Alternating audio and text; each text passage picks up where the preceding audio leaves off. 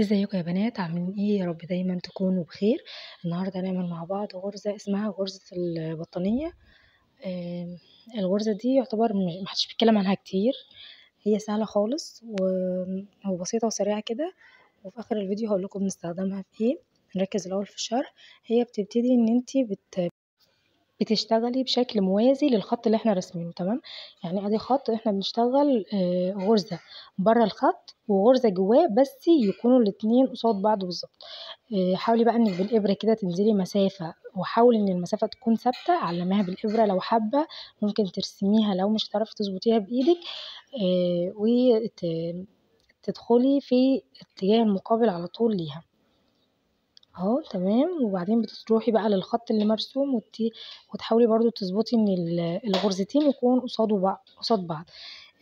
الغرزة دي فايدتها في ايه؟ الغرزة دي يعتبر احنا ما بنطرزش بيها، تمام؟ يعني احنا ما بنعملش بيها حاجة في التطريز، في شغل التطريز نفسه، قد ما هي مستخدمة لتثبيت الحاجات.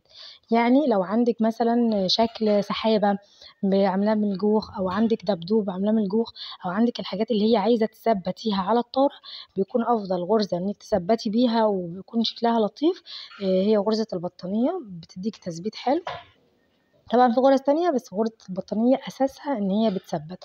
في حاجة كمان بنستخدمها فيها، وهي ان انتي تقفلي بيها ظهر الطارة.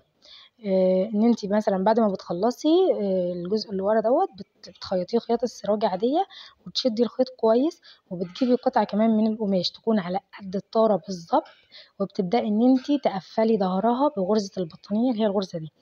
طيب انا هسيب لكم في الاخر صور لطريقة التقفيل بتاعها، واتمنى ان يكون الشرح مفيد، وتكونوا فهمتوا الغرزة، وتكون استخداماتها واضحة بالنسبة لكم. وهسيبكم مع الصور.